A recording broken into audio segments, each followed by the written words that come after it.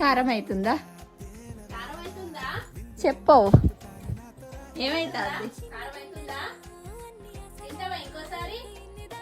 మళ్ళా తింటావా? ఎవరు పెడితే తింటావు? ఆల్రెడీ నోరు తెరిచుంటే తింటావా? గదే నోరు మండుతుందా? చెప్పవు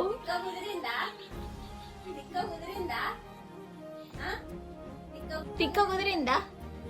మంచిగా